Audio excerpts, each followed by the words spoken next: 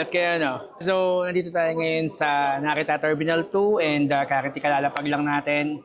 And we are going to explore Tokyo for this week. So, let's go! So, paglabas nyo rito sa Terminal 2, makikita nyo kaagad sa inyong left side yung escalator pababa papunta sa mga train stations. So, kung sasakay kayo ng Keisei Skyliner, Keisei Sky Access, dyan ang daan yan. Diyan kayo pwedeng bumili ng ticket at sumakay. Ito nga pala guys, malapit sa escalator pababa ng train station. Ito yung area kung saan kayo pwedeng mag-redeem or mag-rent ng packet wifi na kailangan nyo para magkaroon kayo ng internet dito sa Japan. Available din dito yung mga SIM cards nila and dito nyo rin pwedeng ma-redeem yung mga binili nyo through Klook. So pagbaba nyo ng escalator papunta sa train platforms, makikita nyo kagad yung ATM machines ng 7-Eleven. So ito yung suggested na pag-withdrawhan nyo dahil mababa yung fee sinisingil nila.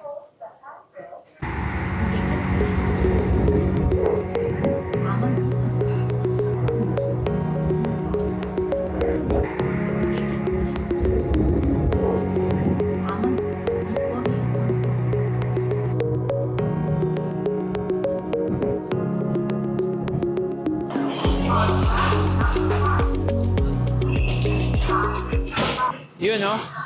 Yun, nandito tayo ngayon sa Ueno. Kakarating ko lang, kakababa ko lang ng Skyliner.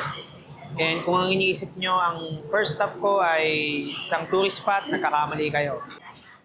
Belimart, guys. Kailan pang muna, hindi pa ang tatanghalian. Kanina pa ako gutom eh. Napakadaming super duper goods. Siyempre, ang unang dampot. Tuna mayo, hindi natin papalampasin yan. So, napakasarap talaga dito. Siyempre, dadampot din tayo ng egg sandwich.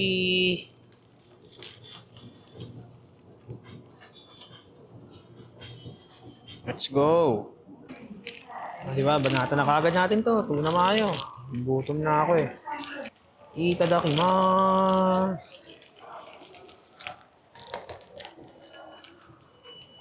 Pag ang tamang-tama to, pag gutom na kayo. Okay, next stop. Next stop, eh, no? Ginawan tourist spot yung pagkain. Egg sandwich. Woo! Itadakimasu.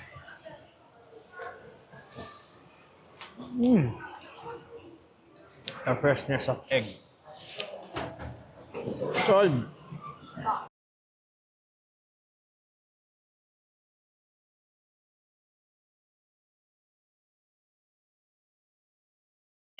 Yan, so sabi pala sa akin dun sa Tourist Information Center, yung Tokyo Subway Pass daw ay mariredeem dito sa ticketing machine dito sa mismong train platform. Siyempre kailangan natin magtanong-tanong dahil hindi natin may kabisado palagi. Yun. So kung first time yung sasakay ng train or subway dito sa Japan, nakakalito talaga, promise. So, kailangan mong sundan yung mga markers para alam mo kung saan ka sasakay na platform at kung anong line yung dapat mong sakyan. So, lagi mong kakampi rito yung Google Map at yung mga markers dito sa train station tulad nito.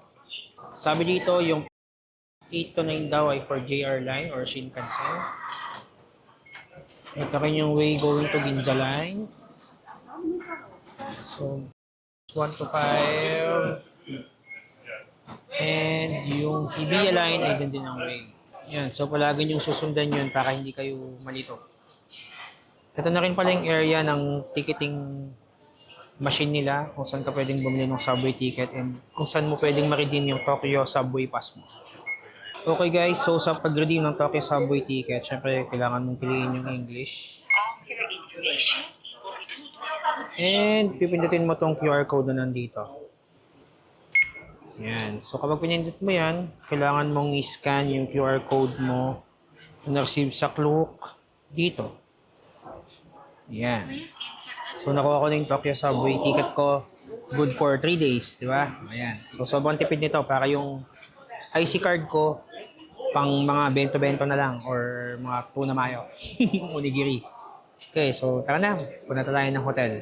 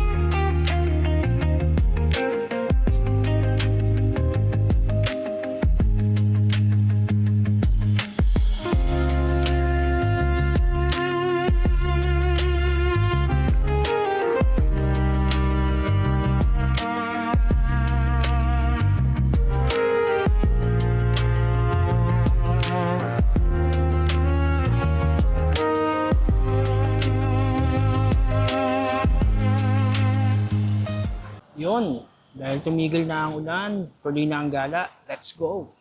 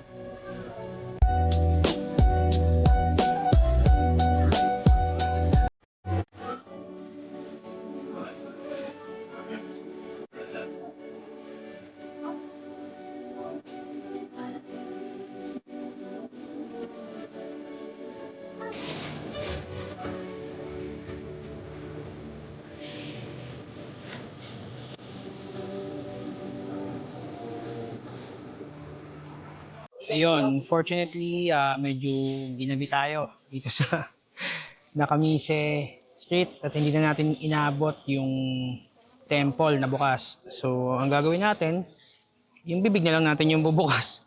Tadakimasu. Mmm. Curry. The curry flavor is awesome. Ayan guys, so currently nandito tayo sa Denbowing Street. At i-check natin kung ano yung makakain dito. So, puro tayo pagkain for today. And wala puro sarado kasi medyo na late tayo gawa ng umuulan ng malakas kanina. So let's check.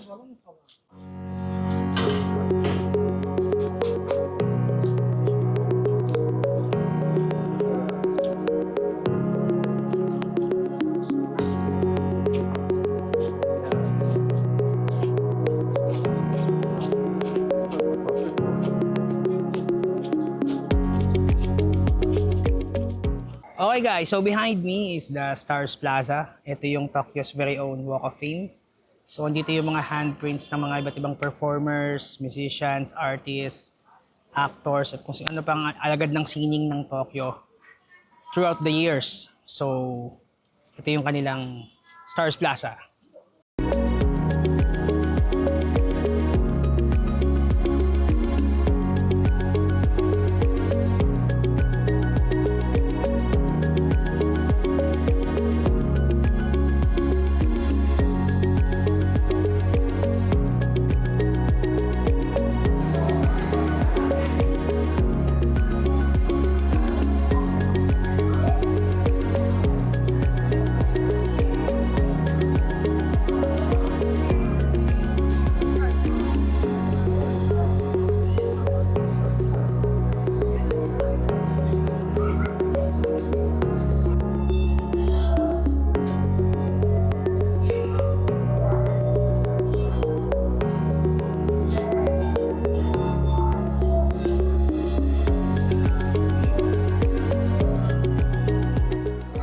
Op, hindi ako kakain sa McDo. Nakakita ako ng palduan na naman.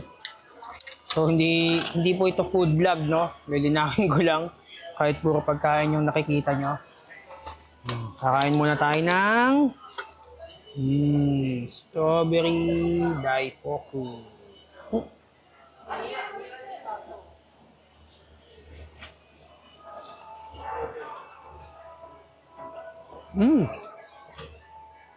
In fairness kahit hindi pulang-pula yung strawberry, ang tamis niya.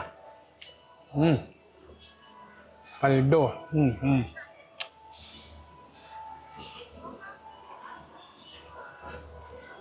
Grabe, ang sarap.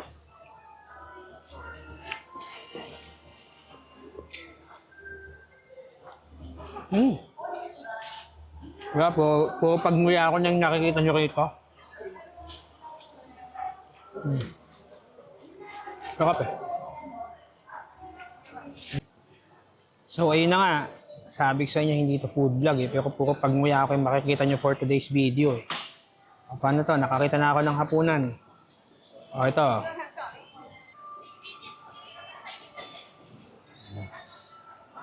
Ramen na ako guys. Ito tayo sa Tanaka Sobaten Asakusa. So, susubukan natin to. And as usual, pag umorder ako ng ramen, laging full upgrade. Para matikman ko yung full blast. So, let's go. Pasukin na natin to. So, ito yung menu nila. Ayan. Pause nyo na lang para mabasa nyo.